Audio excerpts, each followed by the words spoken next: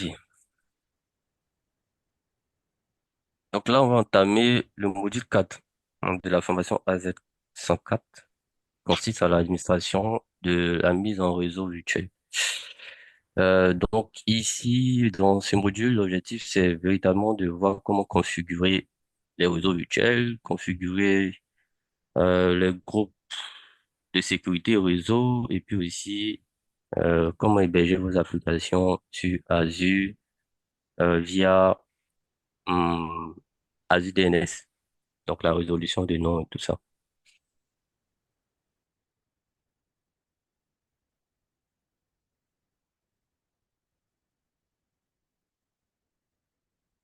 Donc, la configuration des réseaux virtuels va débuter avec la planification euh, des réseaux.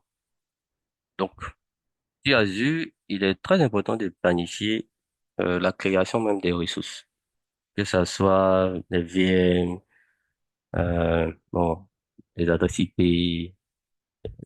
les VNets, donc les réseaux virtuels, les subnets. Il est très important de les planifier. Donc, un réseau virtuel, c'est juste la représentation logique de votre propre réseau.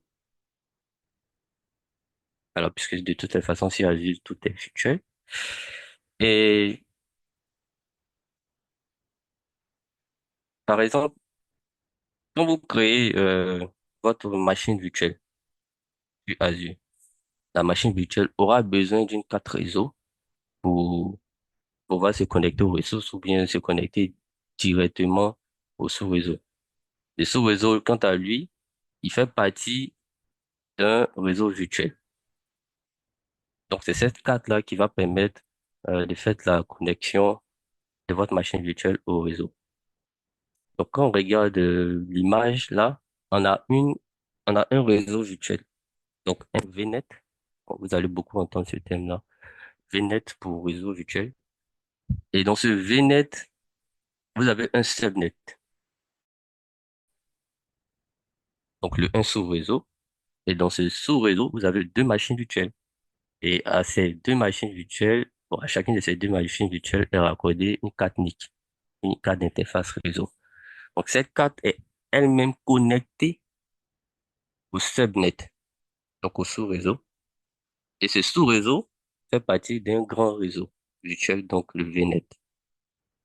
Donc là, on vous montre un peu comment planifier la création même des réseaux sur Azure et comment intégrer les ressources dans ces différents réseaux et sous-réseaux. Donc, ce réseau virtuel, lui, il est connecté à un réseau privé on-prem, donc local.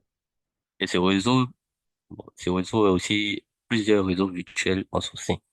Donc ça, on est dans une configuration hybride, configuration ou topologie hybride. Donc vous avez votre environnement on-prem et grâce au réseau virtuel et à ces interconnexions, vous pouvez étendre votre réseau local vers Azure via les réseaux virtuels.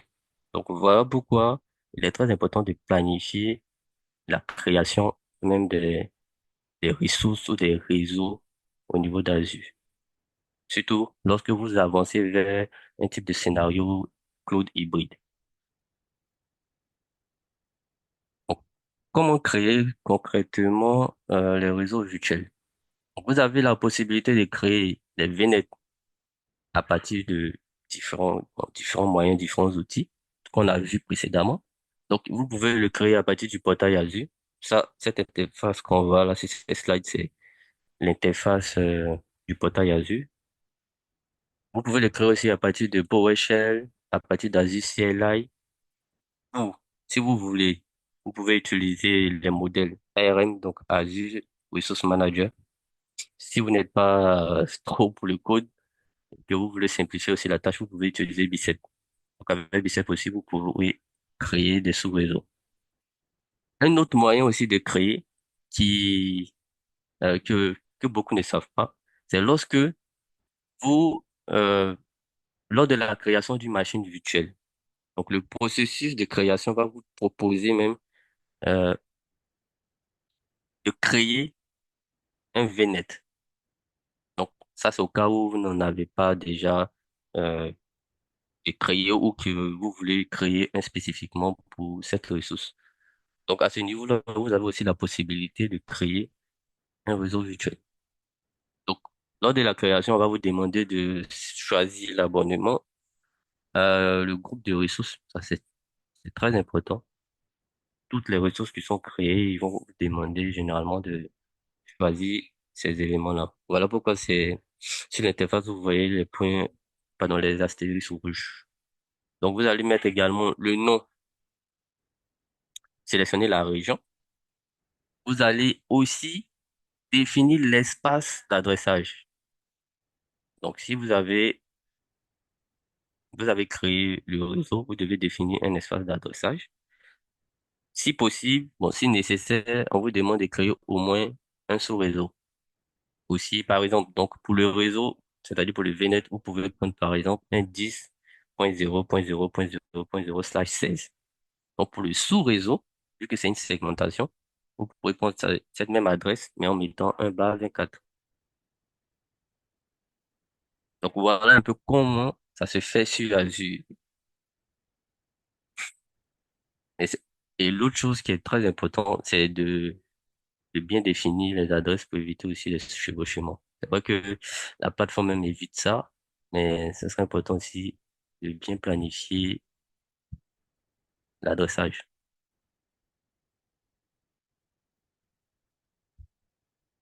Donc, Azure recommande généralement lors de la création d'un VNet, de créer au moins un sous-réseau.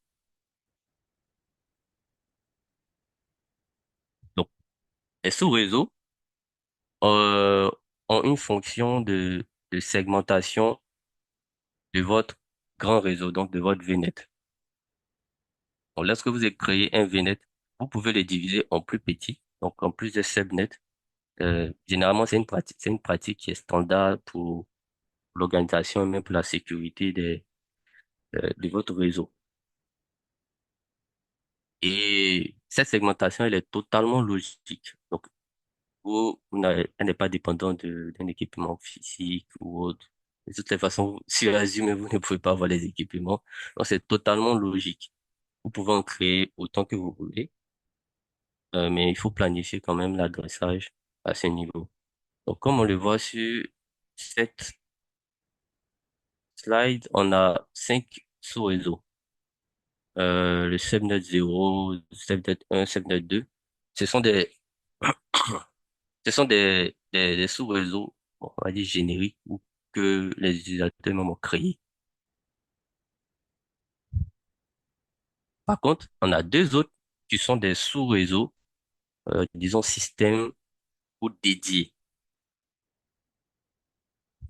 Donc, on a Azure Bastion Subnet.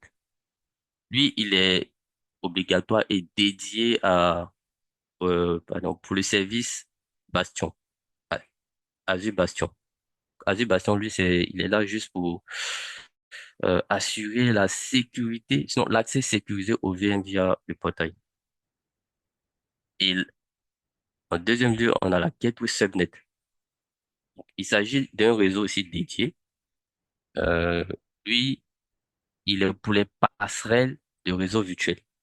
Donc, vous allez, vous allez généralement le rencontrer lorsque vous voulez configurer un VPN Gateway, l'Express Route Gateway, euh, voilà, Application Gateway. C'est généralement avec ce subnet-là que vous allez l'utiliser. Donc, pour dire que les sous-réseaux vont rajouter forcément une couche de sécurité, voilà, ça va faciliter aussi la gestion de vos ressources, l'adressage IP, améliorer aussi même les performances au niveau du réseau si vous faites du broadcast également.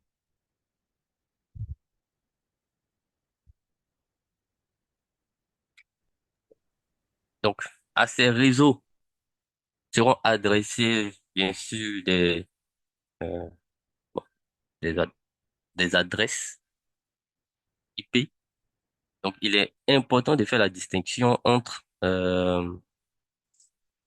les différents adresses IP qu'on peut avoir au niveau d'Azure. Donc, IP privé, IP public. Ça, c'est fondamental pour la sécurité au niveau de Azure. Donc, en comprenant quand utiliser chaque type d'adresse, on peut concevoir une architecture réseau vraiment sécurisée et en accordant euh, l'accès strict à des ressources qu'on a nous-mêmes décidé qu'elles soient accessibles à telle partie du réseau ou bien telle partie de notre organisation. Donc, les, les adresses IP privées, par exemple, elles, ce sont des adresses IP qui ne sont pas routables sur Internet. Donc, cela signifie que vous ne pouvez pas, vous pouvez, lorsqu'elles sont attribuées à une ressource, ces ressources ne peuvent pas être accessibles depuis l'extérieur. Par contre, les adresses IP publiques, c'est le contraire, elles sont routables sur Internet. Donc, elles sont généralement utilisées, on va dire à l'échelle mondiale, vu que c'est Internet. Donc, elles sont accessibles elles vont permettre d'atteindre toutes les ressources via l'extérieur.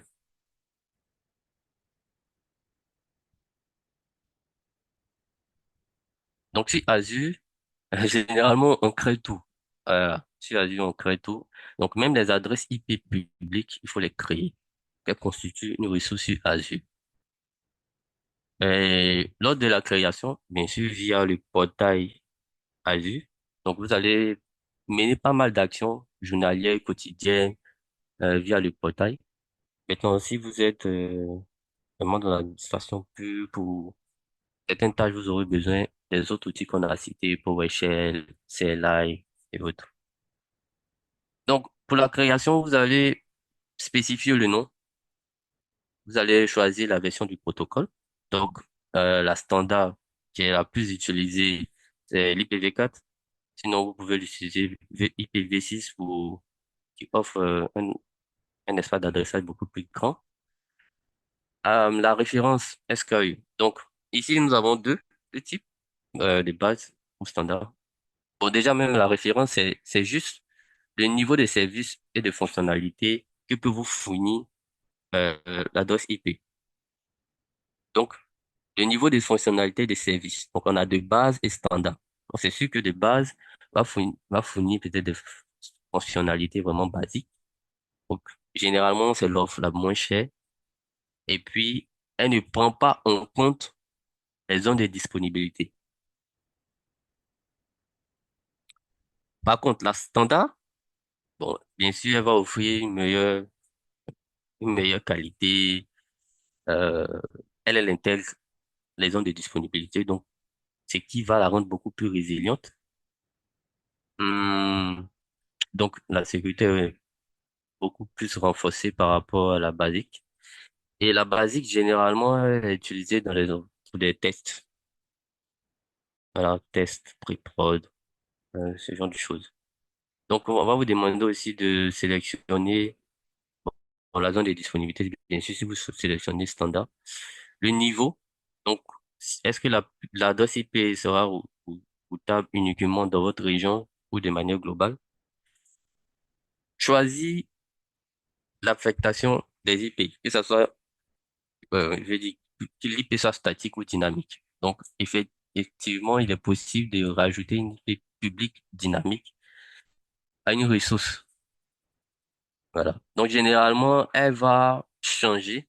C'est-à-dire, lorsque vous choisissez l'offre dynamique et qu'elle a attaché une ressource, elle va changer quand la ressource sera redémarrée, lorsqu'il y aura un arrêt, lorsqu'il y aura une maintenance programmée ou non, elle changera d'IP. Donc, elle sera allouée à un autre client ou bien une autre ressource quelque part dans Azure. Mais dans ce cas-là, c'est très important d'utiliser les alias DNS. Bon, on en reparlera plus loin. Donc là, c'est choisi statique. Là, vous fixez l'adresse IP. Vous pouvez choisir votre préférence de routage, que ça soit routé uniquement dans le réseau privé de Microsoft ou sur Internet, donc que ça soit routé sur Internet. Et choisir aussi le délai d'inactivité. Donc ça, c'est le temps pendant lequel une connexion TCP peut rester inactive avant que le firewall puisse fermer principalement la connexion. Ensuite, vous pouvez rajouter maintenant une entrée DNS attachée à l'adresse IP publique que vous avez créée. Donc, une fois que l'adresse IP a été créée, il faut bien sûr l'associer à une ressource. Donc, euh, là, on voit les différentes ressources auxquelles on peut associer ou allouer les adresses IP publiques. Donc, on peut associer une adresse IP publique sur une machine virtuelle. Voilà. Donc, que ça soit une IP dynamique ou statique. Si un load balancer, au niveau de la configuration frontale, bien sûr, on sait que un load balancer, c'est juste un équilibre des charges qui permet d'équilibrer le trafic entrant et sortant vers plusieurs machines dans le back-end. Ça peut être des serveurs web, des serveurs d'application. Donc, la partie frontale, qui est, par exemple, un load balancer pas public. Donc, la partie frontale, à cette partie-là, on peut rajouter une adresse IP publique, que ce soit dynamique ou statique. Donc, on peut rajouter aussi à la passerelle VPN et aussi à l'application Gateway. J'avais déjà dit c'était quoi l'application Gateway. Bon, c'est un type aussi d'équilibre des charges, hein, mais il est dédié, bon, lui, il agit au niveau de la couche 7 du modèle OSI. Donc, c'est HTTP, HTTPS. Voilà. Maintenant, en son sein, il inclut un peu, une sorte de WAF, donc de pare-feu, Web Application Firewall. Donc, voilà, à ce niveau, si vous pouvez rajouter une adresse IP publique.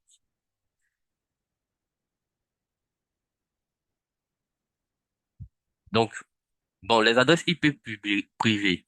Bon, bien sûr, on sait que quand on crée un subnet sur Azure, c'est automatiquement des adresses IP privées. Donc, on peut les allouer comme on veut. Mais il y a des ressources spécifiques, bien sûr. Donc, pour les machines virtuelles, oui, à l'interface réseau, pour un équilibrage des charges internes, parce que j'avais dit tout à l'heure, il y a des équilibrages des charges publiques ou externes et des équilibrages des charges internes ou privées. À ces équilibrages des charges, on peut rajouter des adresses IP privées. Donc, pour la communication au niveau du back-end de l'équilibre des charges. Donc, s'il y a le front-end, il y a forcément un back-end. Et c'est dans le back-end qu'on met tous les serveurs auxquels les utilisateurs souhaitent accéder. Et aussi au niveau de l'application Gateway, bien sûr, dans sa configuration aussi frontale, lorsque euh, elle doit router le trafic dans Azure.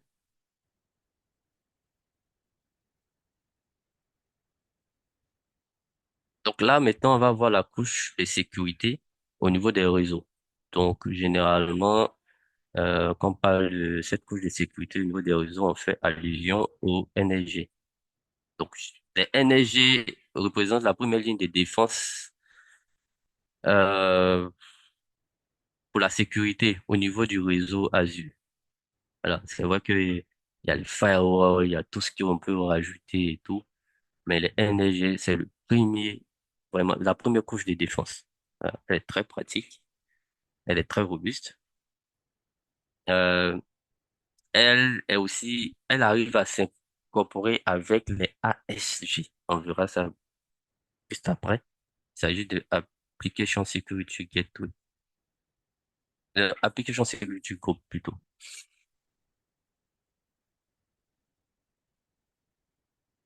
Donc, le NSG, sont rien d'autre que des filtres réseau, des filtres réseau qui vont permettre de limiter le trafic réseau euh, aux ressources dans un réseau virtuel. Donc, c'est une forme de fonction qui est fondamentale pour les NSG. Donc, ils agissent comme des filtres qui vont euh, scruter le trafic entrant et sortant de ces réseaux-là. Bien sûr, parce qu'on aura défini une liste de des règles de sécurité qui va autoriser ou refuser le trafic entrant ou sortant.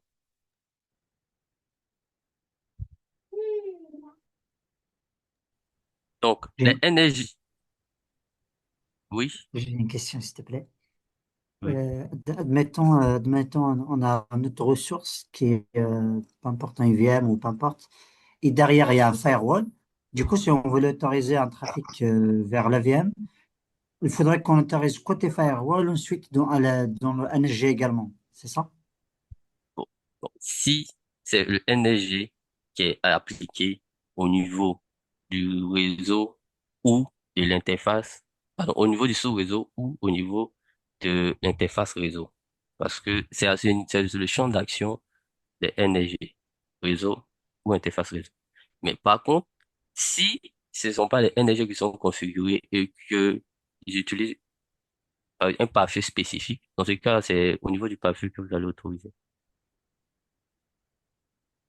Ok, merci. Dominique, Oui, bonjour. bonjour Cécile. Voilà, ma question est relative encore à celle que Gilo a posée là. Tu as parlé de, c'est-à-dire que selon ce que tu as dit, c'est-à-dire que le NSG peut être rattaché soit au subnet ou à l'interface réseau, c'est ça? Oui, Mais est-ce qu'il y a un ordre d'application en termes de, je vais dire il y a un ordre, je vais dire qu'il y a une priorité, voilà. oui, Comment ça il c'est une bonne s'applique? question. Oui, Ça c'est une oui. bonne question. On va voir ça dans les stades prochaines. Ok, merci. Ok, donc les NSG s'appliquent soit au niveau réseau, soit euh, à une interface réseau.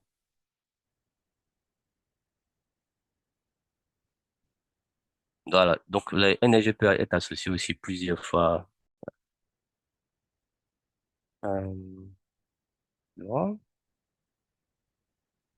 Donc là, on voit les règles, les différentes règles qui peuvent exister, pardon, au niveau des NDG. Donc, que ce soit les règles de trafic entrant et les règles de trafic sortant. Euh, excusez-moi, j'ai un appel rapide là. OK. Donc, en attendant, le NSG côté, euh, comme il a dit, côté interface réseau, bien subnet, il y a les trafics entrants et les trafics sortants. Donc, par défaut, lorsque vous créez une interface réseau ou bien vous créez une VM qui a par défaut une interface réseau, il y a déjà des règles par défaut qui existent, hein. Donc, quand vous regardez bien sur les règles de sécurité de trafic entrant et les règles de sécurité de trafic sortant, les trois derniers, hein, 65 000, 65 001 et puis 65 500, que ce soit en entrant ou en sortie, ce sont les règles par défaut. Maintenant, à nous, hein, d'ajouter des règles personnalisées. Voilà, dans les deux sens.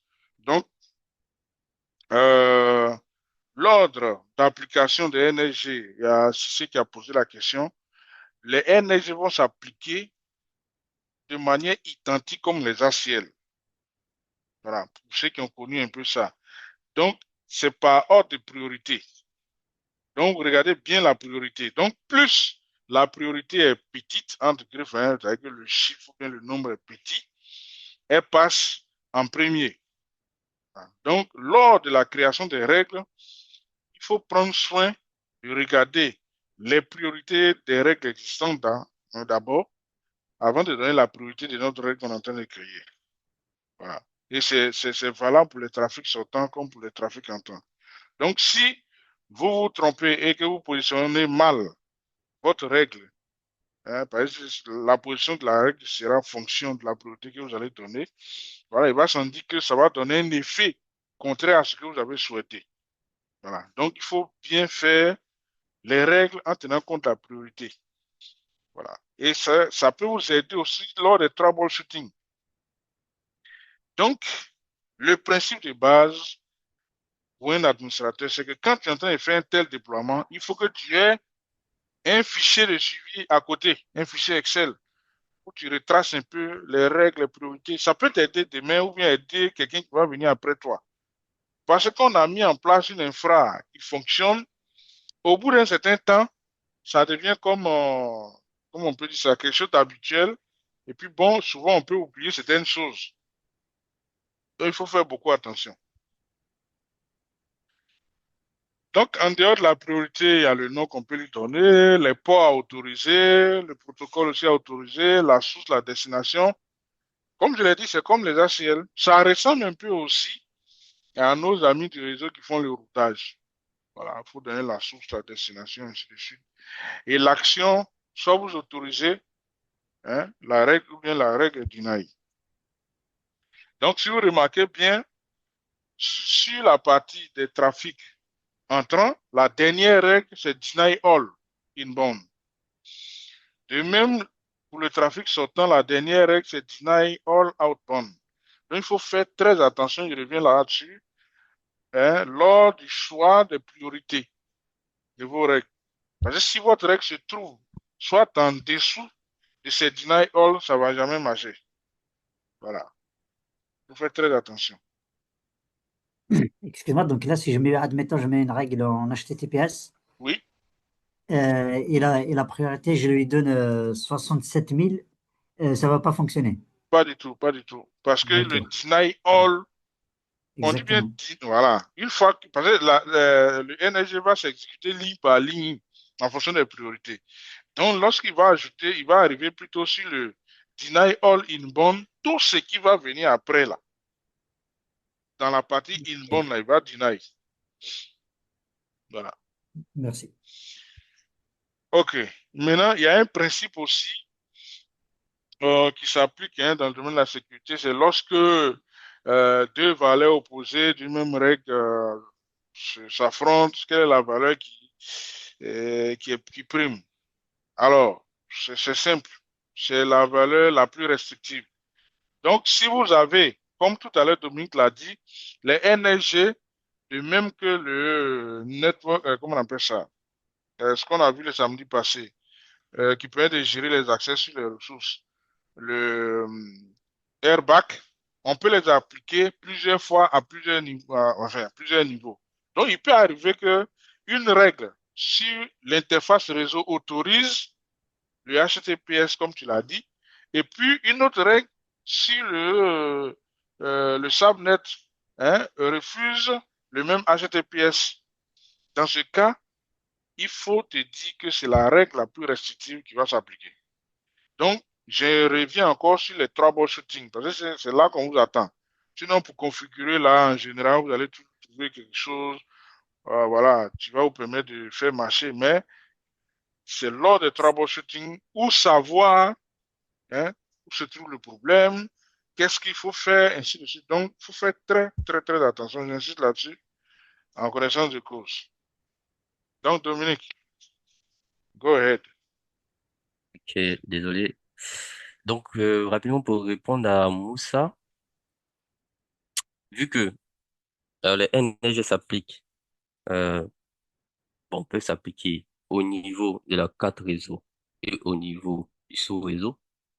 Si on a une règle qui, qui, euh, qui refuse un trafic sortant de la carte réseau et une règle qui autorise un trafic, oui, qui autorise un trafic sortant de ce réseau, c'est-à-dire la même règle qui refuse au niveau de la carte réseau, la même règle autorise au niveau de euh, sous-réseau.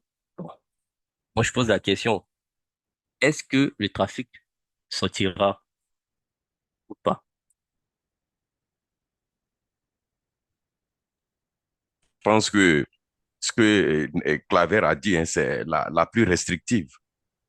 Voilà. Donc, c'est réellement la réponse à ta question. Donc, si c'est deny au niveau de la carte réseau et low au niveau du subnet, c'est sûr que le trafic sortira pas parce que c'est la règle la plus restrictive qui l'emporte. Et, et du lot, effectivement, tu peux pas créer des règles au-delà de 65 500. Donc, avec une priorité, pardon, qui est supérieure à 65 500.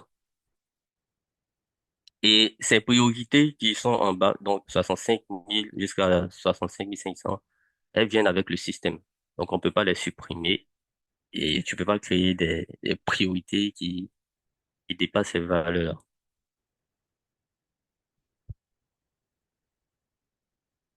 Et donc voilà. Voici un peu ce que j'expliquais tout à l'heure. Donc, on peut attribuer euh, des règles NSG au niveau de la carte réseau, comme l'attribuer au niveau de du sous-réseau. Donc, ça, c'est l'exemple que j'ai pris tout à l'heure. Donc, une règle peut autoriser un trafic au niveau du réseau et refuser un trafic sortant au niveau de la carte réseau. Bon, dans ce cas-là, c'est la règle la plus restrictive qui l'emportera. C'est sûr que le trafic ne sortira pas. Par contre, s'il s'agit d'un trafic entrant, voilà, on ne pas de même qu'un trafic entrant, euh, donc la règle NSG autorise au niveau du sous-réseau, mais on le refuse au niveau de la carte réseau de cette machine. C'est sûr que le trafic n'arrivera pas au niveau de cette machine. Donc voilà un peu comment ça fonctionne. Euh, Alors, Dominique, oui, une autre question. oui. Est-ce qu'on peut appliquer, bon, sans reprendre, on peut appliquer plusieurs NSG à, Une même ressource. à une ressource? Ou bien oui, à une carte réseau, à un sous-réseau, C'est-à-dire que oui. c'est ça, c'est ça. C'est ça, oui, c'est ça. C'est-à-dire qu'appliquer NSG à un sous-réseau plusieurs fois. Oui, Ouais, ouais, c'est qui est logique. Ok, ok, merci. je reviens juste un peu en arrière. C'est même marqué ici.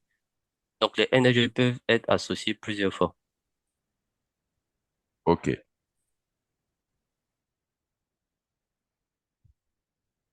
Donc bon, l'interface ici nous montre comment créer les NRG.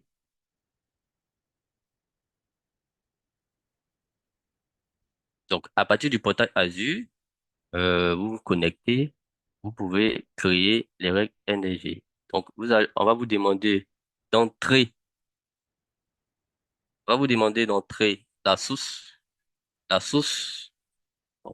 any pour peu importe. Donc, vous pouvez spécifier aussi si vous avez une source spécifique. Vous pouvez rajouter les plages de port source, la destination. On choisit une destination, donc une adresse IP ou une plage d'adresse IP. Vous pouvez choisir le service. Au niveau des services, ça peut être HTTPS, donc 80, bien 444 ou SSH port 22, LDP 3389, DNS port 53, POP, IMAP, tout ça, vous pouvez choisir le service que vous voulez.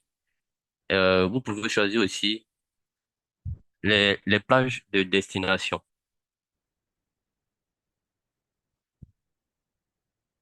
Vous pouvez choisir aussi les plages de destination, les protocoles, que ça soit TCP ou UDP. Donc UDP, bon, ça c'est pour la transmission sans connexion.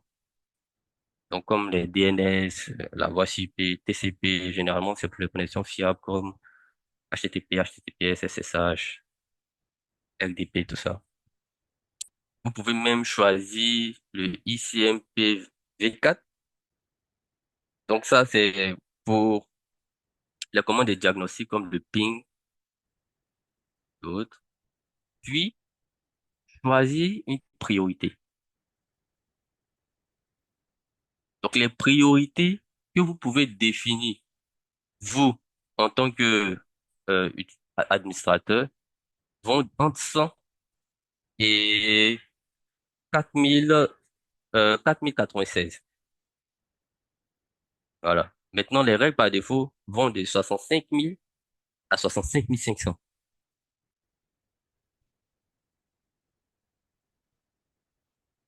Je reviens un peu ici. Vous-même, vous le voyez. Donc, les règles par défaut vont entre 65 000 et 65 500. Et les règles qu'on peut définir commencent toujours à partir de 100. Sont comprises entre 100 et euh, 4096.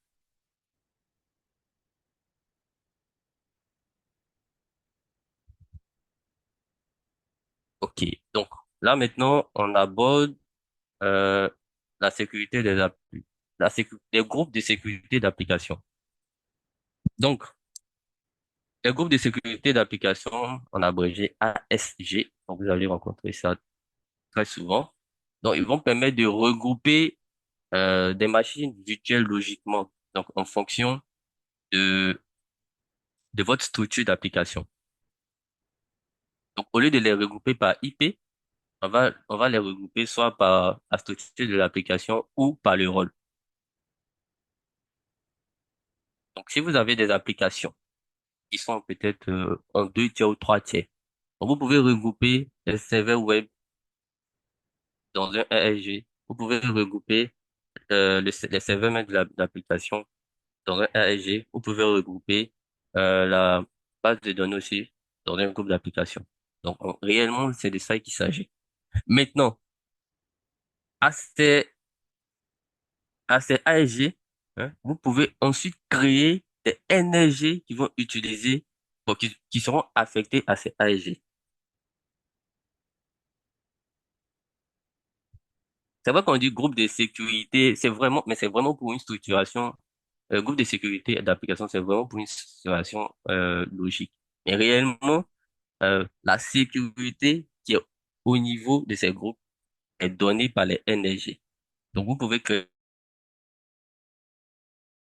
les NRG et les affecter à ces groupes que vous avez créés. Donc, comme on le voit en bas, donc avec le tableau peut-être de routage, le filtre est là. Donc, ensuite, on a Internet et on a les web serveurs. Donc, ce qui veut dire que on autorise tout trafic venant d'Internet vers les serveurs web au port 80 et 443. Donc, HTTP, HTTPS.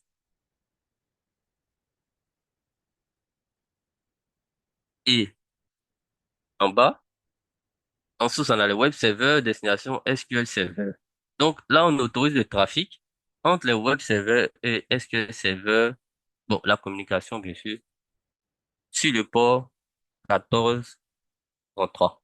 Donc, tous les serveurs qui seront dans ces groupes, donc, c'est-à-dire dans le groupe, dans le groupe web server, pourront avoir accès à tous les serveurs qui sont dans le groupe SQL Server sur le port 1433.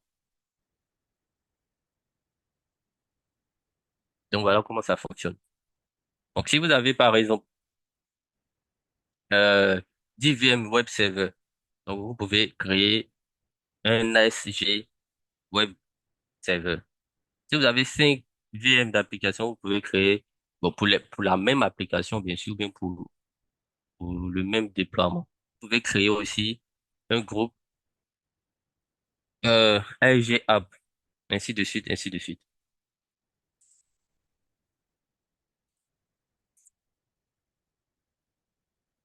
Maintenant, on va voir les domaines.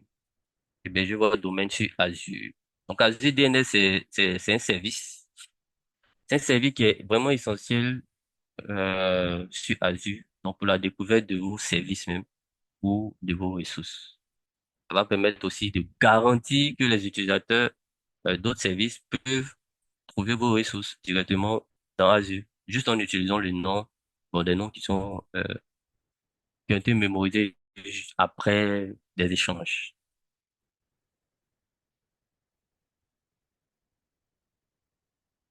Donc, qu'est-ce que Azure DNS? Et voilà. Et comment les noms sont gérés au niveau d'Azure. Donc, Azure DNS, vraiment, euh, c'est l'endroit où vous centralisez la gestion même de vos ressources sur Azure. Pardon. C'est la gestion, c'est l'endroit où vous centralisez la gestion de noms. Voilà. la gestion de nom de domaine. Donc, c'est vraiment crucial pour comprendre la différence entre un domaine par défaut et les domaines personnalisés. Donc ça, c'est très important si vous voulez effectuer de bons déploiements et une bonne gestion euh, de votre résolution de nom au niveau d'Azure. Donc, lorsque vous créez un tenant ou un locataire, par défaut, Azure va vous fournir un nom de domaine, par défaut. Donc, ce nom de domaine-là, il sera utilisable ou bien routable dans tout l'environnement Microsoft.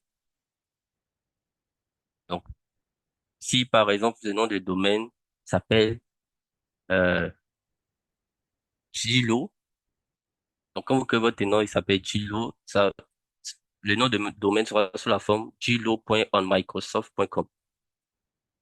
Donc, si c'est Dominique, ça sera dominique.onmicrosoft.com. Donc, généralement, vu que ce sont des entreprises qui créent des tenants, qui souhaitent déployer leurs applications ou étendre leur réseau, bien leur infrastructure locale vers Azure, elles vont vouloir forcément utiliser leur propre nom de domaine. Donc, dans ce cas, vous allez configurer maintenant euh, des noms de domaine personnalisés. Et pour cela, Azure va vous demander de mener pas mal d'actions hein, pour que vous puissiez fournir la preuve de propriété de ce domaine. Donc, ces actions-là peuvent être menées uniquement par le propriétaire exact, effectif, pardon, de ce domaine-là.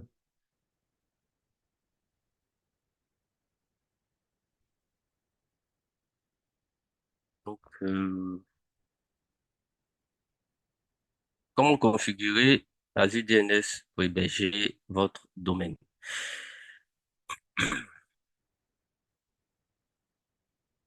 Généralement, pour débuter à ce niveau-là, on va effectuer, euh, comment on appelle ça? On va faire la création des zones DNS. Voilà. Donc, qu'est-ce qu'une zone DNS? Les zones DNS dans Azure DNS, c'est l'endroit où vous allez stocker tous les enregistrements qui puissent exister pour votre DNS.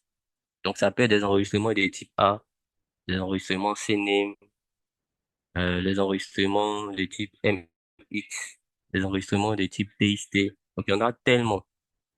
Donc, vous allez d'abord créer une zone DNS qui va héberger tous les enregistrements de votre DNS. Et quand plusieurs zones vont partager le même nom, chaque instance va recevoir des adresses de noms différents. Effectivement, si vous avez plusieurs zones DNS avec le même nom, ce qui est rare, et c'est pas vraiment conseillé, mais c'est rare. Malgré ça, les serveurs de noms qui vont répondre pour la résolution hein, seront tous différents. Donc, généralement, euh, Azure, même les hébergeurs fournissent quatre. Voilà. Il est recommandé aussi au niveau d'Azure de configurer tous les quatre. Par contre, lorsque vous faites, euh, par exemple, vous voulez inscrire,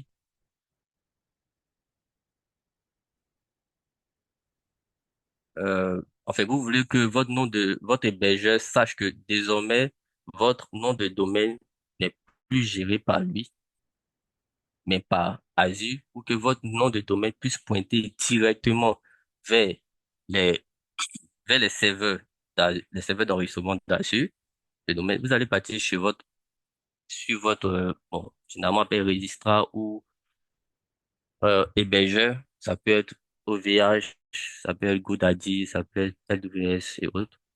Donc vous allez aller chez l'hébergeur, donc dans votre espace d'hébergement, et puis modifier les serveurs de nom.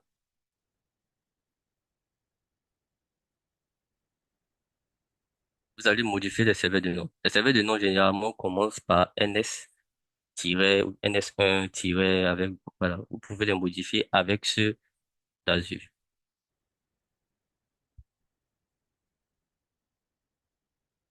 Voilà. Donc,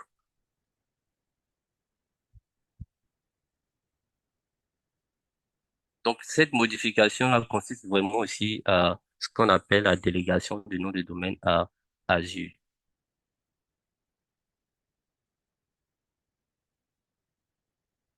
Donc, la délégation, concrètement dit, elle va consister à propager, en fait, votre nom de domaine directement, euh, sur Internet, mais aussi sur Azure.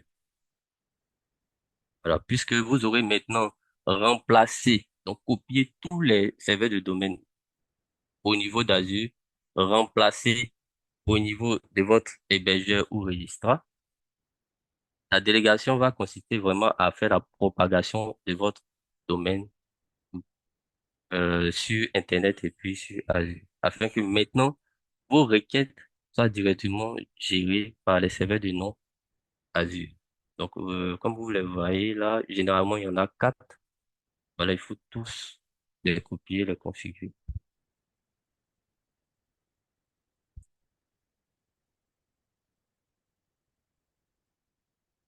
Donc, si vous avez aussi des zones enfants, donc généralement ce qu'on appelle zone enfant, sont euh, ce sont les sous-domaines. Voilà, ce sont les sous-domaines. Donc, si vous avez un sous-domaine que vous souhaitez gérer euh, dans une zone DNS séparée de la zone DNS commune que vous avez, hein, par exemple, mon nom de domaine, c'est dominique.com. Donc, je vais créer un sous-domaine appelé blog, blog.dominique.com, qui est totalement distinct de dominique.com. Dans ce cas-là, on va faire juste un enregistrement de type NS pour ce sous-domaine-là, mais dans, dans le, dans, dans la zone racine, donc dans le chemin racine, c'est tout. Au niveau d'Azure, c'est un peu, on va dire, un tout petit peu complexe. Parce que chez les hébergeurs, à ce niveau-là, c'est totalement transparent pour l'utilisateur. C'est juste une interface web, tu crées un sous-domaine, ça crée automatiquement. Par contre, quand vous regardez dans les fichiers de configuration, vous allez voir que il y a un nouveau dossier qui s'est créé dans le dossier parent avec une zone spécifique. Mais sur Azure, il faudra vous-même configurer.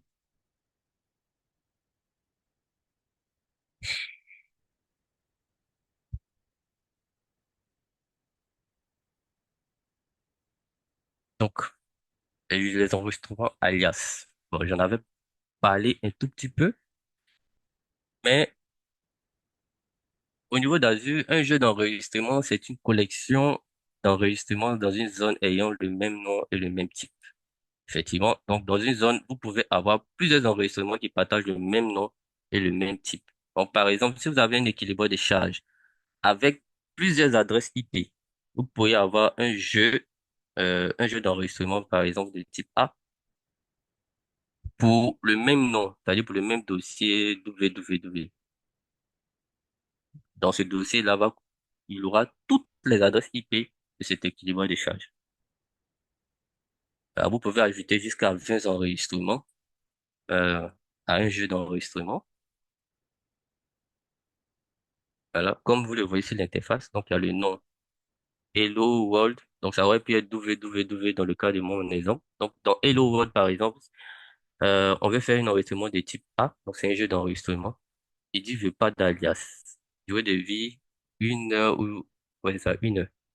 Et donc vous pouvez ajouter autant d'IP en fonction de vos besoins. Par contre l'alias, bon ici au niveau de l'image on montre que l'alias est configuré. Mais l'alias, c'est un type spécial d'enregistrement DNS dans Azure qui ne pointe pas vers l'IP C'est divers IP statiques que vous allez définir, mais, euh, mais sur un DNS. Non, pardon. Il ne pointe pas sur une IP ou un DNS, mais directement vers une ressource spécifique sur Azure. Donc ça, c'est très important, c'est très utile lorsque vous utilisez des adresses IP dynamiques. Parce que les adresses IP dynamiques peuvent changer. Donc si ici, dans le jeu d'enregistrement, vous ajoutez euh, une IP et que vous ne mettez pas un alias et que c'est une IP dynamique, c'est sûr que à un moment donné, ça ne fonctionnera pas. Parce que forcément, votre serveur va faire une mise à jour. C'est sûr. On va voir plus tard, il y a les domaines de mise à jour, les domaines d'erreur. Donc, il y aura des maintenances planifiées, non planifiées, plein d'autres choses, plein de cas qui vont demander souvent des redémarrages du serveur. Or, à chaque redémarrage, action qui va demander un moment d'indisponibilité, un bref moment, même si sur Azure tout est redondant, l'IP changera. Donc, si c'est configuré avec l'IP ici, ça ne passera pas. Voilà pourquoi il est important aussi euh, utiliser les alias. Voilà. C'est beaucoup utilisé dans ces cas au niveau des adresses IP dynamiques. Donc, vous pouvez aussi créer des zones DNS privées. Donc, ici, eux, ils sont essentiels pour la résolution de noms au sein même de votre réseau virtuel, sans exposer les informations. Donc, c'est totalement privé. Donc, ils accélèrent pardon, la résolution de noms, la reconnaissance des ressources et la fourniture même du service demandé. Donc, ici, c'est le cas d'une connexion. Donc, ce qui se passe, c'est que vous avez ici une machine virtuelle, des machines virtuelles qui sont dans le VNet My Virtual Network. Donc, My Virtual Network veut joindre private.contoso.com. Donc, elle va envoyer une requête DNS directement. En deux, la requête DNS est interceptée par Azure DNS. Donc, c'est parce que vous avez configuré une zone DNS privée qui est liée au Virtual Network. Donc, Azure DNS maintenant, connaissant l'enregistrement private.com.contoso, euh, répond avec une IP. C'est une IP privée. Donc, l'IP, c'est 10.0.0.0.4. Du coup, la machine virtuelle qui utilise l'IP 10.0.0.4 euh, pour établir la connexion à la ressource va, va réussir maintenant à se connecter à la machine virtuelle. Tout simplement. Donc, si vous avez un grand réseau, vous pouvez vous pouvez configurer des zones DNS privées. On le faisait beaucoup on-prem. Ça va permettre aussi d'accélérer la résolution du nom, d'accélérer les requêtes. Parce que, parce que aussi, les requêtes là seront mémorisées. Donc, chaque nom, donc ça va vraiment faciliter cela.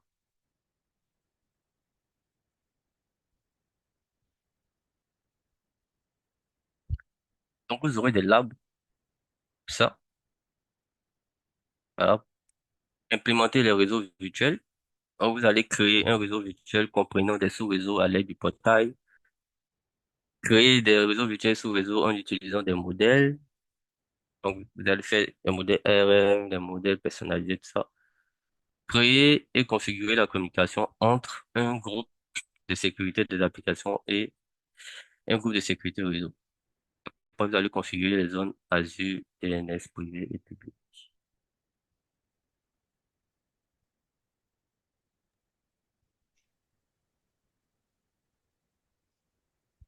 Donc là, on vient de finir le module